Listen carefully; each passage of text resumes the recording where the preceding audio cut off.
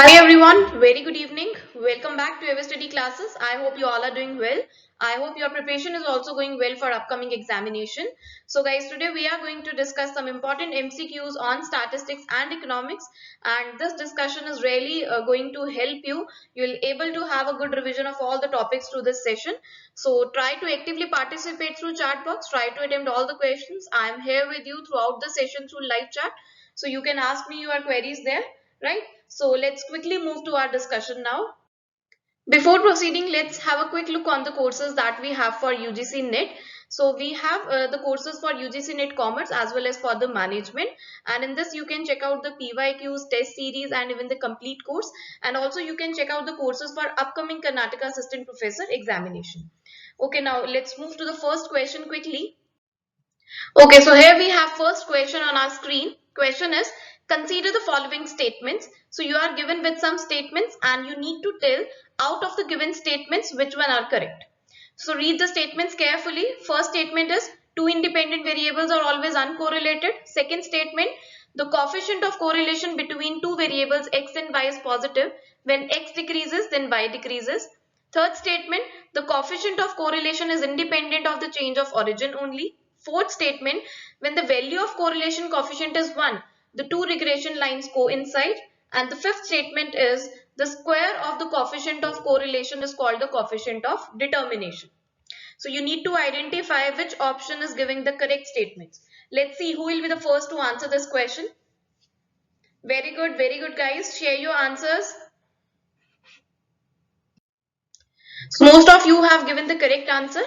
So the first statement, two independent variables are always uncorrelated. This statement is absolutely correct because of if two variables are independent to each other, then in this particular case, the coefficient of correlation is 0. And if the coefficient of correlation is 0, this signifies that they are uncorrelated. The two variables are uncorrelated. Second statement, the coefficient of correlation between two variables x and y is positive. So here we are talking about the positive correlation. So positive correlation signifies that two variables tend to move in the same direction.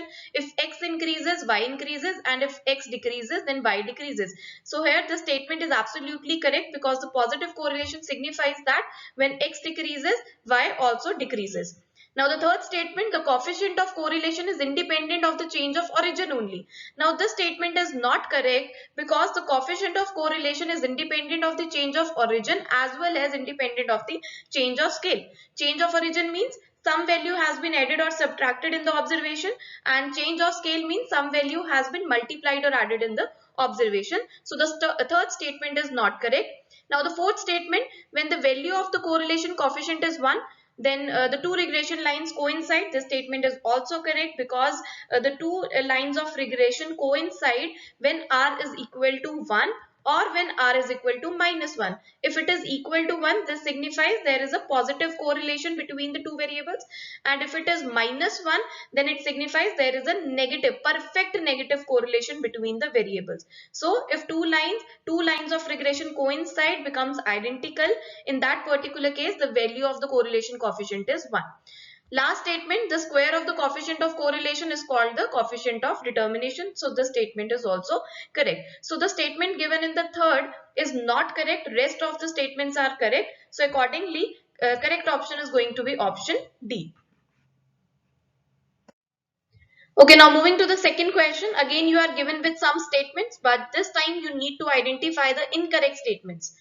Always read the question carefully, guys. You need to read the question carefully whether the examiner is asking to identify the incorrect statements or correct statements. Because sometimes you guys make a blunder in attempting these types of questions, right? So here we are given some statements related to normal distribution.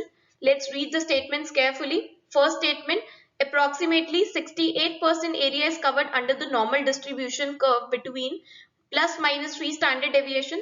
Second statement, the middle point of a normal distribution is the point with the maximum frequency. Third is, in a symmetrical distribution, mean deviation equals to 1 by 3 of standard deviation. Next property, the normal distribution is bimodal. And the fifth statement, standard deviation is the sole parameter of the distribution. So here you have some properties related to normal distribution and you need to identify which property is or which property are not correct. So I'm getting the answers. Very good, all of you. Please present here, try to participate. Okay guys, so let's check out the statements. Let's check out the properties given in this question related to normal distribution are not correct. Let's quickly identify those. So first statement, approximately 68% area is covered under the normal distribution curve between plus minus 3 standard deviation. This statement is not correct because approximately 99.73% area is covered under the normal distribution curve between plus minus 3 standard deviation. In fact, 68% area is covered, 68% areas fall under within minus 1 standard deviation to plus 1 standard deviation, and 95% of the area falls within plus 2 standard deviation to minus 2 standard deviation. So remember all these approximate areas which are covered under the normal distribution curve. Next, the middle point of normal distribution is the point with the maximum frequency. This statement is absolutely correct because the midpoint of the normal distribution is the point with the maximum frequency. In fact, it is the point where all the three measures of central tendency, mean, median and mode, are equal and they are in perfectly shaped normal distribution. Right. Next is, in a symmetrical distribution, the mean deviation equals to 1 by 3 of standard deviation. Again, this statement is not correct because mean deviation is equal to 4 by 5 of standard deviation. Next statement, normal distribution curve is bimodal. Again, this is not correct because normal distribution is a unimodal. It has only one mode. Next statement, standard deviation is the sole parameter of the distribution. Now again, this statement is also not correct because normal distribution curve has two parameters, mean and standard deviation, right? So accordingly, only second statement is correct. Rest of the statements, rest of the properties related to normal distribution are not correct. So here option D will form your correct answer. Now moving to the third question, which of the following is correct about mean? So you are given with some properties of mean here and you need to tell which one are correct. So the first is sum of positive deviation from the mean is equal to the sum of negative deviations. Second is the arithmetic mean is highly affected by moderate values. Third statement is it is highly affected. That means mean is highly affected by sampling fluctuations. Quickly tell me what is going to be the correct answer. Only statement 1 and 2 is correct. Option B, only statement 2 is correct. Option C, only first statement is correct. Option D, first, second and third statements are correct. All the statements are correct. Quickly tell me what is going to be the correct answer. Share your answer, guys. Guys, I am expecting the correct answer from your side. At this point, in fact, I think you guys should have all the properties on your tips of all the statistical terms. Here we have question on the properties of mean. Maybe in examination you might get properties related to median or mode, है ना? तो सबकी properties अच्छे से आपको याद होनी चाहिए. So let's check out कौन सी property correct है mean के बारे में यहाँ पे. First is the sum of positive deviation from the mean is equal to the sum of negative deviations. The statement is absolutely correct because if we take deviation of observations from an arithmetic mean, then the sum of deviations of a given set of observations is always equal to 0. And because of this only, this property signifies the sum of positive deviation from the mean is equal to the sum of negative deviations, and because of this property, the arithmetic mean is characterized as the center of gravity.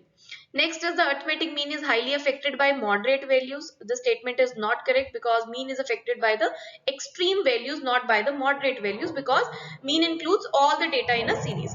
Third statement, it is highly affected by sampling fluctuations. The statement is again not correct because mean is the least affected by the sampling fluctuations. So accordingly, statement 1 is correct about the mean and rest of the statements are not correct. So option C forms the correct answer here.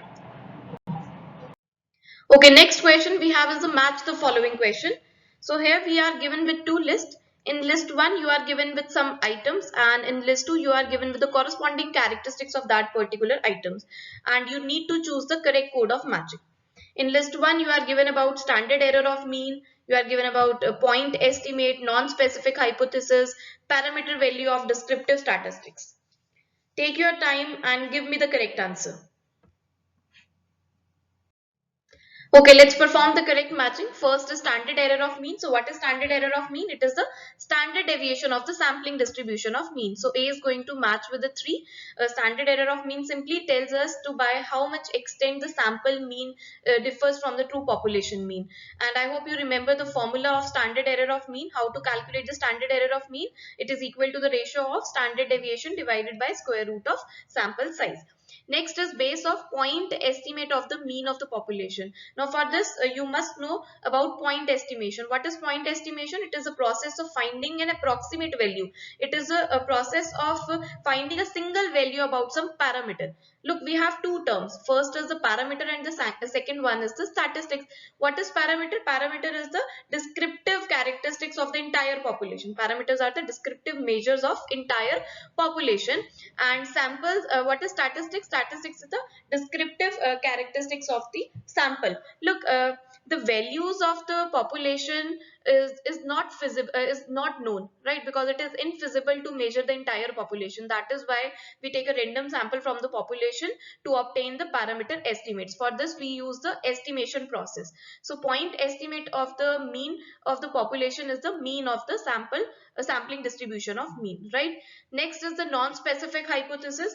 So non-specific hypothesis suggests us that significant contribution to the success of any specific method comes from a range of factors that are common to all approaches.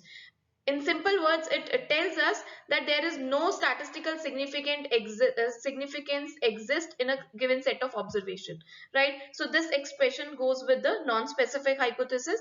Next is parameter value of the descriptive statistics. Just we have learned about the parameter. So parameter value of descriptive statistics is the value based on all the observations of the population. So accordingly, the correct answer here is going to be option 1. Now moving to the fifth question of today's discussion. Let's read the question with me. When the nature of the population from which samples is drawn is not known to be normally distributed, the data can be analyzed with the help of option A, parametric statistics, option B, descriptive statistics, option C, non-parametric statistics, option D, none of the above. Very simple question. Again, I am expecting the correct answer from your side. If the nature of the population is not known, we don't know about the samples from which the population has been drawn. We are not able to even assume that the sample has been drawn from the normal distributed data. Then in that particular case, the data can be analyzed with the help of either parametric statistics, descriptive statistics, or non-parametric statistics. Exactly, the correct answer is option C. The data can be analyzed with the help of non-parametric statistics. In this particular case, the non-parametric tests are going to be applied. Non-parametric tests are applied where the population is not normally distributed, or even we cannot able to assume that it is normally distributed, right? So we don't know about the parameters of the parent population. In that particular case, we apply the non-parametric statistics, and non-parametric statistics is also known as distribution free test of hypothesis, right? So when where parametric test cannot be applied, then non-parametric test comes into play. Okay, now moving to the next question.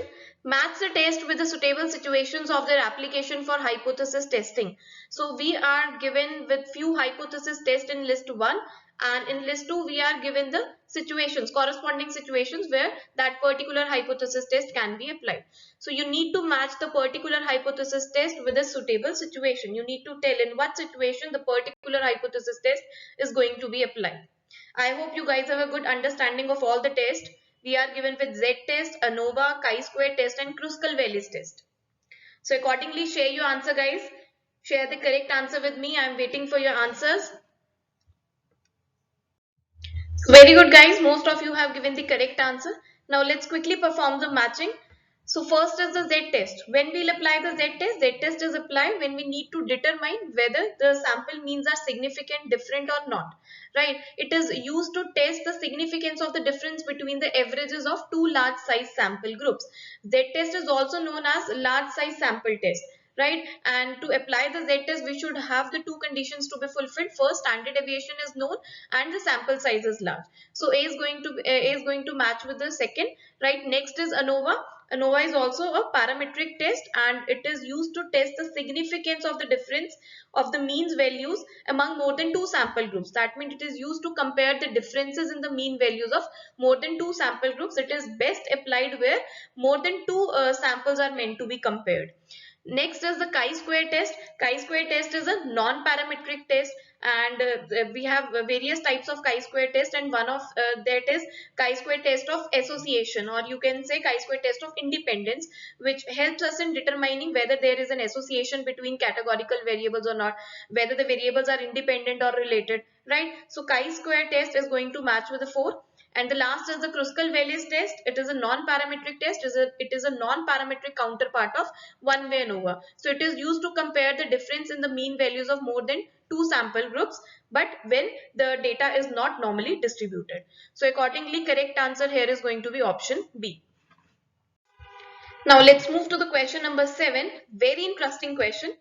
An investigator used t-test to compare two groups of students on verbal aptitude. Okay, fine. Investigator performs t-test. He repeated his experiment 20 times and obtained significant difference 19 times. Okay, this is also fine. So the experiment done by the investigator is 20 times and he obtained the significant difference 19 times. Now on the basis of this information, the investigator decided to reject the null hypothesis. Now you need to calculate the probability of committing type 1 error. Fine. So here the investigator performs t-test and he repeated his experiment 20 times, obtained significant difference 19 times, and on the basis of his performance of the test, he decided to reject the null hypothesis. Now here you need to calculate the probability of committing type 1 error. I hope you know both the terms type 1 error as well as type 2 error. What is type 1 error? When null hypothesis is true but the test rejects it, right? This refers to type 1 error. And when the null hypothesis is false but the test accepts it, this refers to type 2 error. But in this question, on the basis of the test performed by the investigator, the null hypothesis has been rejected. So you need to calculate the probability of committing type 1 error. Tell me what is going to be the correct answer here. Very interesting question. Okay, so let's solve this question. So here we need to calculate the probability of committing type 1 error, right? And we know the formula to calculate the probability, that is number of favorable outcome divided by total number of outcomes. And in this particular question, the total number of outcomes, that is the total number of cases, are 20 because the investigator repeated his experiment 20 times. So these are the total number of outcomes, right? And he obtained significant difference 19 times. And but we need the number of favorable outcome. That means we need the number of cases in favor of type 1 error. That means we need the number of cases which are not significant, right? So how it will come? It will be 20 minus 19 equal to 1. So number of cases in favor of type 1 error is 1. So we have the number of favorable outcome, we have the total number of outcomes. Now we'll calculate the probability and it will become 0.05. So correct answer here is going to be option C. Let's move to the next question. An investigator used ANOVA to compare 4 groups of students on numerical ability on the basis of a test. After analysis of row scores, the following results were obtained. So we know that ANOVA is performed when the researcher wants to compare more than 3 sample groups. Now here the investigator itself comparing the 4 groups of students, right? So we are given the source of variation, we are given the degree of freedom, and we are also given with the sum of squares, and you need to calculate the value of the F ratio. Very easy question. If you know the formula to calculate the F ratio, you can easily attempt this particular question. You can easily provide me the correct answer for this particular question. So let's solve this question. We know that F ratio is equal to mean sum of square between the groups divided by mean sum of square within the groups, right? So now in this question we have only sum of squares and the degree of freedom. So with this we can calculate the mean sum of square between the groups and mean sum of square within the groups, right? So mean sum of square between the groups will be 625 divided by 3. This is how we calculate the mean sum of square between the groups. Sum of squares divided by degree of freedom. So this will become 208.33. Next, mean sum of square within the groups will be sum of square within the groups divided by the degree of freedom, right? So it will 2128 divided by 36, it will become 59.11. So we have the value, we have the numerator value, we have the denominator value. So simply put the figures in this particular formula. So we'll get 3.52. So F ratio is 3.52. Accordingly, the correct answer is going to be option B. आगे बढ़े, next question, question number 9. A teacher researcher has obtained data from a questionnaire used for teachers and head teachers in the form of a contingency table of 3 into 3 for anxiety and awareness level. Please read the question carefully, read each and every point of the question carefully. So the researcher here is using the contingency table of 3 into 3 for anxiety and awareness levels. Now you need to tell which statistical test will indicate whether the two variables are interdependent. Option A, Wilcoxon sign rank test. Option B, Spearman rank difference of method of correlation. Option C, eta coefficient. Option D, chi-square test. Very simple question. If you know the application of all the tests, you can easily attempt this particular question. So I am getting the correct answers. Most of you are giving the correct answers. Yes, exactly. Chi-square test is going to be applied in this particular situation. Look, chi-square test is a non-parametric test and we have three non-parametric tests under chi-square test. First is a chi-square test of independence. Second is chi-square test of homogeneity. And the third one is chi-square test of goodness of fit, right? Now, in case of chi-square test of independence and in case of chi-square test of homogeneity, we use the contingency table, right? But in this test, we want to check whether the two variables are interdependent. So for this, we'll apply chi-square test of independence because chi-square test of independence determines whether there is an association between categorical variables. There are two categorical variables given in the question, anxiety and awareness levels, right? Right. So we need to check whether there is an association between categorical variables, whether the variables are independent or related to each other. So for this, we'll apply chi-square test of independence, right? Wilcoxon sign rank test is a popular non-parametric substitute for the t-test. So this is not going to be applied here. Next, Spearman rank difference method of correlation is a technique that is used to summarize the strength and direction of a relationship between two variables. And eta coefficient test is a method of determining the strength of association between a categorical variables. So accordingly, in this particular situation, we'll apply the chi-square test of independence. So correct answer here is going to be option D.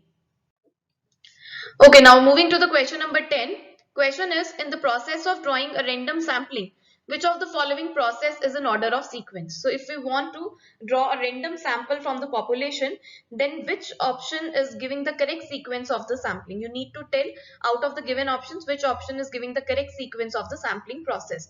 First option is, first we define the target population, then we decide the sample size. After that, we list all the units of the target population, and at last we'll draw the sample by randomization. Second option is, first we decide the sample size, then define the target population, then we list all the units of the target population, and after that we'll select the sample by randomization. Third option, first we list all the units of the target population, then decide the sample size. Third step, we define the population, and after that we'll apply the randomization method. And the fourth option is drawing the sample by randomization first, then decide the sample size. After that, define the target population, and at last list all the units of target population. Very easy question. Simply you need to just identify what is the correct process of the sampling. What is the correct sequence of the sampling process here?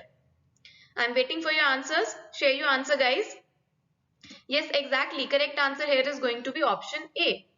First step is to define the population. In fact, first step is to define the target population. What is target population? Target population includes all the members of that particular group about whom the researcher wants to generalize the findings. After that, we decide the size of the sample. After that, we decide the sample size, that how many number of units to be included in that particular sample. And then we'll make a list of all the units in the population and we'll provide them a number. And then we come to the method. Then we decide that which random sampling method you will apply. You can either apply the lottery method or you can use the random number tables, that is to be known as the tippet tables, right? So correct answer here is option A. चलिए आगे बढ़ते हैं. Question number 11, match the following based question है हमारे पास यहाँ पे. We are given with the two lists. In list 1, we are given few of the sampling methods, and in list 2, we are given the corresponding description of the particular sampling methods. Now you need to correctly match the sampling methods with its corresponding feature. So out of the given options, which option is giving the correct matching about the sampling methods and its description? Please tell me. Share your answer, guys, quickly.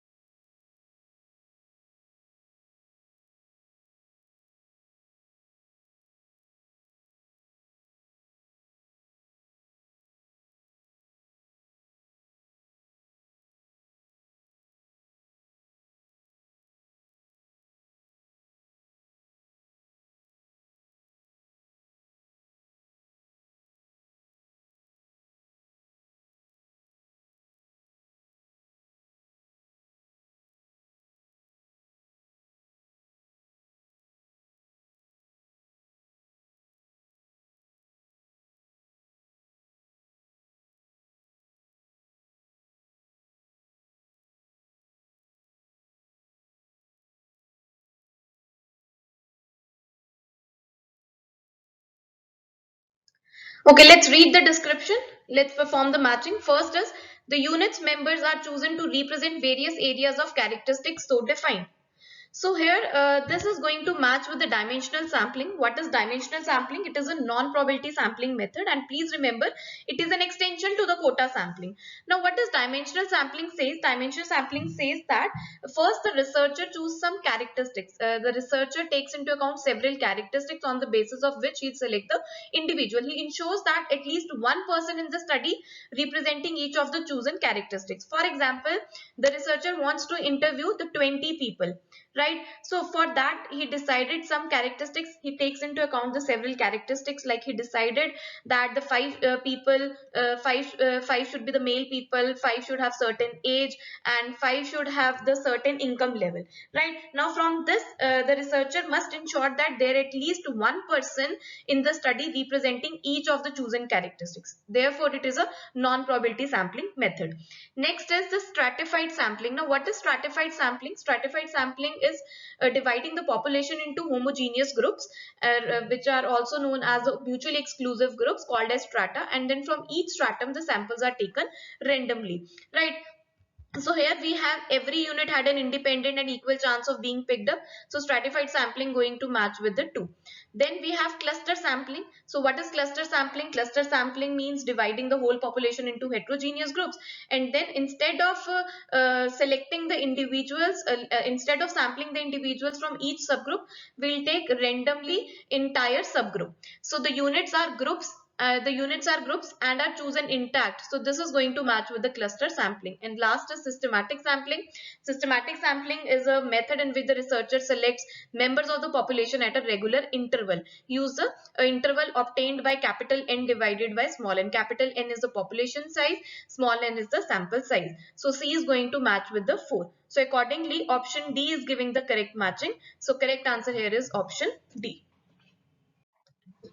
Okay guys, let's come to the question number 12.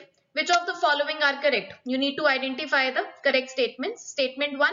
Consider a hypothesis. Consider a null hypothesis where null hypothesis is equal to 5 against the alternate hypothesis where alternate hypothesis is greater than 5. This test is called right tail test. Okay, fine. Second statement. The point where the null hypothesis gets rejected is called as rejection value. Third statement, the rejection probability of null hypothesis when it is true is called as level of rejection. And the fourth statement is type 1 error occurs when we reject the null hypothesis when it is true. So you need to identify the correct statements out of the given statements. In fact, we are given with some terminologies related to hypothesis testing, and you need to identify which option is giving the correct terminologies of the hypothesis testing in this particular question. Come on guys, share your answers. So in the first statement, the null hypothesis is alternate hypothesis is greater than 5. So I have already told you, on the basis of alternate hypothesis, we decide whether the one-tailed test or the two-tailed test will apply. Now in this given example, alternate hypothesis lies to the right of the null hypothesis. That is why the right-tailed test is going to be performed here. So this test is the right-tailed test, right? So the first statement is correct. Next is the point where the null hypothesis gets rejected is called as rejection value. This statement is not correct because the point where the null hypothesis gets rejected is called the critical value. Critical value is that value which separates the critical region from the acceptance region, right? So the second statement is not correct. Third is the rejection probability of null hypothesis when it is true is called as level of rejection. Again, this statement is not correct because it is the level of significance which defines the probability of rejecting the null hypothesis when it is true. And last is type 1 error occurs when we reject the null hypothesis if it is true. So it is correct about type 1 error. So accordingly, first and the fourth statement are correct. Second and third statement are not correct. So the correct answer here is going to be option D. Now coming to the question number 13, guys. Now from here we'll discuss some MCQs on the economics part, right? So let's read the question. Under which of the following situations economies of scale exist to the potential and persist? You need to tell that particular situation out of the given options in which the firm gets the benefit of economies of scale, in which the firm will exist with the economies of scale. So option A is when the firm is too small and too specialized. Option B, when the firm's decision to hire inputs do not result in an increase in the input cost. Option C, when the firm is too large and over diversified. Option D, when long run cost of producing a unit falls as the output increases. So for this, you should know what is economies of scale. So I'll tell you what is economies of scale. Economies of scale occurs when the firm experience the cost advantage, right? When firm experience the cost advantage, when they increase their level of output, this referred to as economies of scale, right? And we know that there is an advantage arises due to economies of scale because there is an inverse relationship between per unit fixed cost and the quantity produced. The greater the quantity of output produced, the lower will be the per unit fixed cost. And in the same way, economies of scale also result in a fall in the average variable cost with an increase in output. So economies of scale has the following effects. It reduces the per unit fixed cost and it reduces the per unit variable cost also, right? So we have learned that economies of scale exist when firms experience the cost advantage due to the increase in level of output, and as the level of output increases, per unit fixed cost decreases. So out of the given situations, option D, that is when a long run cost of producing a unit falls as the output increases. This situation is exactly the effect of the economies of scale, right? So option D is going to be the correct answer here. Okay guys, now let's come to the question number 14. Here also you are given with some statements and you need to identify the correct statement. First, in a perfectly competitive market, a firm in the long run operates at the level of output where average revenue is equal to marginal revenue is equal to average cost is equal to the marginal cost. Next statement, excess capacity is not noticed in perfect competition in the long run. And third statement, it is always beneficial for a firm in perfectly competitive market to discriminate prices. So very simple statements. You need to identify the correct statement. Which statement is correct about the perfectly competitive market structure? Share your answer guys, come on. So I'm getting the answers. Most of you have given the correct answers. Yes, exactly. Correct answer here is going to be option B. Look, statement 1. In statement 1, it is said that in a perfectly competitive market, a firm in the long run operates at this particular level of output. So this is absolutely correct because all the profit maximizing firms in a perfectly competitive market will produce at this particular level of output, where average revenue is equal to marginal revenue is equal to average cost is equal to the marginal cost. Next statement, excess capacity is not noticed in the perfect competition in the long run. The statement is also correct. And third statement is, it is always beneficial for a firm in perfectly competitive market to discriminate prices. Now this statement is not correct, because price discrimination is a feature of monopoly market structure. In fact, in the perfectly competitive market structure, the firms are the price takers, not the price makers. In monopoly market structure, the firms are the price makers, so they can discriminate the prices accordingly, right? So it is always beneficial for a firm in a monopoly market structure to discriminate the prices. So statement 3 is not correct. Statement 1 and 2 are only correct. So accordingly, correct answer here is going to be option B. Okay, now moving to the next question. Let's read the question. Which of the following are sufficient to determine the shutdown point of a multi-commodity firm in the long run? So you need to tell which of the following factors are required, which of the following elements are required to determine the shutdown point of the multi-commodity firm in the long run. So we are given with some of the factors: variable cost of operations, marginal revenue received, average variable cost of operations, and average marginal revenue received. So out of the given factors, out of the given elements, which factors you are required to determine the shutdown point? First of all, for this, you should know what is shutdown point. What is shutdown point? Shutdown point is that a point which suggests that the business should at least stop its production temporarily, because it is no longer profitable for the businesses. It is no longer profitable for the firms to sustain their operations. This referred to as shutdown point. Now, in this question, to determine the shutdown point, which of the following are the factors you are required to determine the shutdown point of the multi-commodity firm in the short run? So choose the most appropriate answer. I knew that you guys will make mistake in attempting this question, but still no issues, कोई बात नहीं. मैं आपको बताती हूँ. देखिए, दो तरह की firms होती हैं, one product firm and multi product firm. For one product firm, we require the marginal revenue and we require the marginal variable cost to determine the shutdown point, right?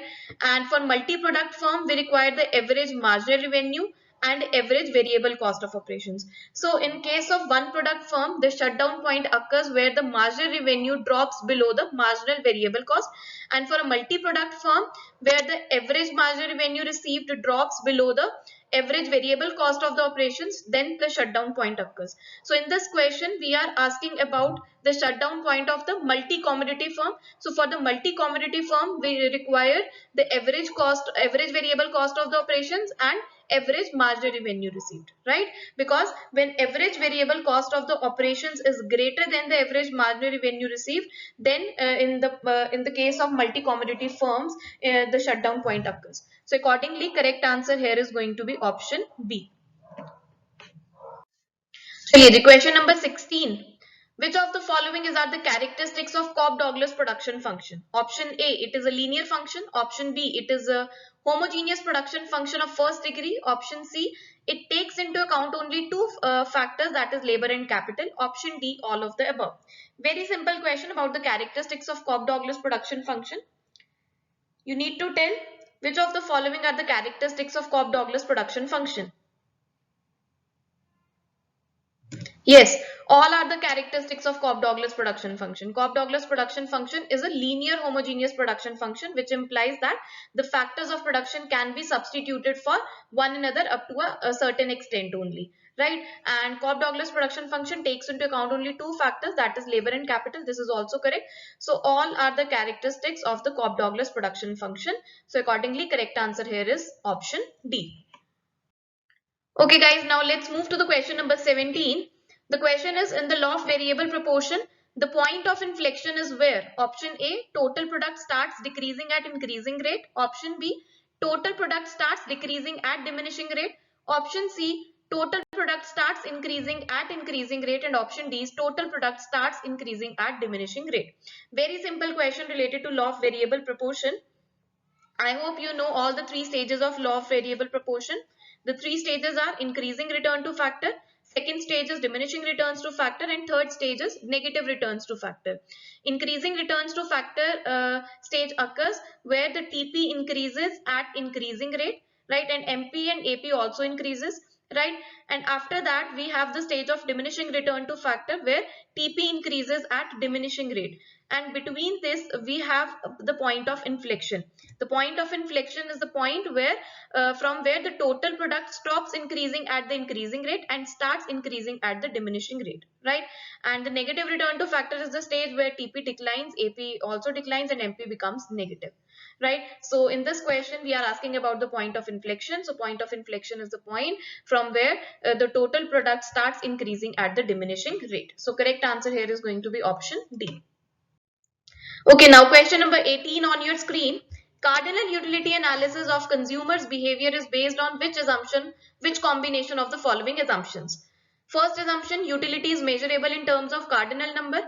Second assumption, constancy of the marginal utility of money. Third assumption, utilities of different goods are interdependent. And fourth assumption is Gousson's first law of consumption. So we are given with few of the assumptions and we need to tell which assumption is correctly defining the cardinal utility analysis. You have to choose the correct answer from the code given below. Come on guys, share your answers.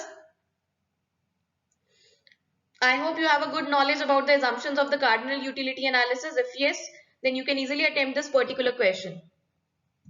Yes, exactly. Correct answer here is going to be option B. Assumption 1, assumption 2 and assumption 4. First, second and fourth assumption are correct about the cardinal utility analysis. But the third assumption that utilities of different goods are interdependent, this is not correct because it is assumed that the utility of different goods are independent, not interdependent. Here we ignore the complementarity between the goods, right? So the third assumption is not valid for the cardinal utility analysis and rest of the assumptions are correct about the cardinal utility analysis of consumers' behavior. Let's come to the question number 19, guys. So we have two lists. In list 1, we have different forms of market structure, and in list 2, we have the role of selling cost. You need to tell what is the role of the selling cost in the particular market form. So we have perfect competition, monopoly, monopolistic competition, and oligopoly. So please tell me the correct matching for this particular question. I hope guys you are enjoying the session. If yes, please press the like button and share with your friends also. Now quickly perform the matching. So first we have perfect competition. Perfect competition is a market structure where there are a large number of buyers and sellers, and the sellers in the perfect competitive market structure sells the homogeneous products at a uniform price. So there is no role of selling cost in the perfect competition. The firms need not to incur the selling cost, right?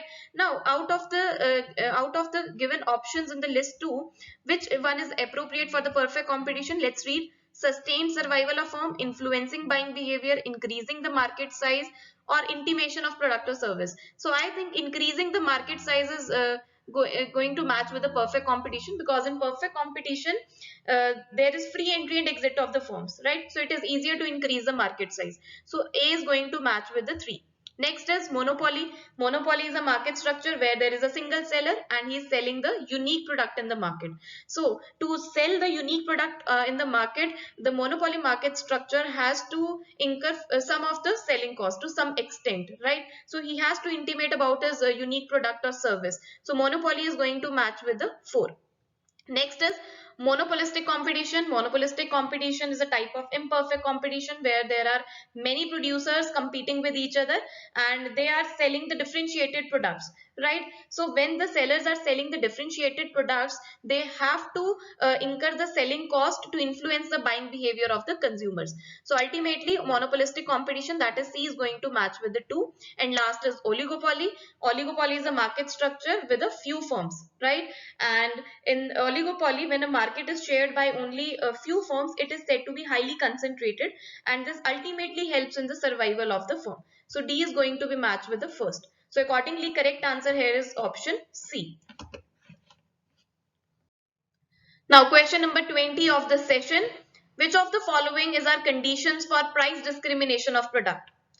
First is firm must have some monopoly power. Second, price elasticities of demand for the product in different markets must differ. Third is market must be separable or able to be segmented. And fourth is free entry and exit of the firms. So you need to tell which of the following are the conditions for price discrimination of the product. So we have 4 conditions of price discrimination. First, seller must have control over the supply, right? Next, seller should be able to divide the market into at least two sub-markets. Third is price elasticities of the product must be different in different markets. And last is buyers from the lower priced market should not be able to sell the product to buyers from the high priced market. So in this particular question, the first condition, second condition and the third condition are absolutely correct about the price discrimination of the product. But the fourth condition, that is free entry and exit of the firm, this is not the condition for the price discrimination of product, right? So accordingly, correct answer here is going to be option D. Now coming to the question number 21, guys. Which of the following explains the declining slope of indifference curves? First is diminishing margin utility. Second is diminishing margin rate of substitution between the commodities. Third is diminishing margin rate of technical substitution. Fourth is ordinal measurement of utilities. And fifth is diminishing margin utility of money. So you need to tell which of the following property explains the declining slope of the indifference curve. Very simple question related to the property of indifference curve. So we know that indifference curve analysis adopts the ordinal measure of utility in more realistic way, right? And the slope of the indifference curve is called the marginal rate of substitution. What is marginal rate of substitution? It is the rate at which the consumer substitute one good to obtain more units of the other good. And because of this reason only, we get the decline in the slope of the indifference curve. We have a downward sloping of the indifference curve, and indifference curve is convex to the origin because of marginal rate of substitution only, right? So diminishing marginal rate of substitution between the commodities and ordinal measurement of utilities are the property which explains the declining slope of indifference curve. So accordingly, correct answer here is going to be option B. Now coming to the next question, we have matched the following based question. In list 1, we have different types of elasticities, and in list 2, we have different types of goods. Now you need to tell which type of elasticity is associated with a particular good. So quickly attempt this question, share your answers. We have income elasticity less than unity, cross elasticity less than unity, cross elasticity less than 0, and income elasticity less than 0. And in list 2, we have competitive goods, inferior goods, superior goods, and complementary goods. So you need to identify the correct code of matching. So let's quickly perform the matching. First is income elasticity less than unity. Now what is income elasticity less than unity? It means that when the proportionate change in the quantity demanded is less than the proportionate change in income. So this implies the positive income elasticity of demand, right? And so the positive income elasticity of demand is with the superior good. So this is going to match with the 3. So A is going to match with 3. Next is cross elasticity is less than unity. So when the cross elasticity is less than unity, when a large change in the price of good A causes small change in the quantity demanded of good B, right? This implies the cross elasticity is less than unity. So it is with the competitive goods, right? Next is cross elasticity is less than 0. So cross elasticity less than 0, it means we have a negative cross elasticity of demand, and the negative cross elasticity is with the complementary goods. So C is going to match with the 4. And the last is income elasticity is less than 0. Income elasticity less than 0 implies that we have negative income elasticity, and negative income elasticity is with the inferior goods. So this is going to match with the 2. So correct answer here is going to be option C. Okay, now let's move to the next question. So the question is, if an estimated Cobb-Douglas production function is Q is equal to 10 k to the power 0.6, k here refers to capital, and L raised to the power 0.8, L stands for the labor. What type of returns to scale does this production function indicate? So we have a numerical on the Cobb-Douglas production function, and on the basis of this function you need to tell whether it is a increasing returns to scale, whether it is a decreasing returns to scale, constant returns to scale, or negative returns to scale. So come on guys, quickly share your answers. So we have a relationship that if alpha plus beta greater than 1, then this is the increasing returns to scale situation, and if alpha plus beta is equal to 1, then we get constant returns to scale, and if alpha plus beta less than 1, then we get decreasing returns to scale. Now in this particular question, we have the value of alpha is equal to 0.6 and the value of the beta is 0.8. Now if we add alpha plus beta, it will come out to be 1.4, which is greater than 1. So we have the situation of increasing returns to scale. So accordingly, correct answer here is going to be option A. Okay, next question. In which stage of production would a rational entrepreneur likely to operate? Very easy question. Option A, stage 1, where MP is maximum. Option B, stage 2, where both MP and AP are decreasing, but both are positive. Option C, stage 3, where MP is negative. And option D is either stage 2 or stage 3. Very, very easy question. So a rational entrepreneur always like to operate at stage 2, where both MP and AP are decreasing, but both are positive. So correct answer here is option B. Okay, so last question of today's discussion. Duopoly is the special case of which type of market structure? Oligopoly, imperfect competition, monopoly, or monopoly? Very easy question. I hope you guys know what is duopoly. Duopoly is a type of oligopoly where two firms have dominant or exclusive control over a market. So duopoly is a special case of the oligopoly type of market structure. So correct answer here is option A, right? And what is imperfect competition? It is a monopolistic competition. Monopoly is a type of market structure which is characterized by a single buyer of a product or service, right? And the monopoly type of market structure is mostly applicable to the factor markets, in which there is a single firm, and we have only one buyer of a factor, right? And monopoly, we know monopoly is a market structure where we have a single seller and he's selling unique products which have no close substitutes. So guys, this is our today's discussion on MCQs of economics and statistics, and if you have enjoyed the session, please do press the like button and share it with your friends. So with this, I'm signing off. Bye bye, take care, and all the very best for your upcoming examination.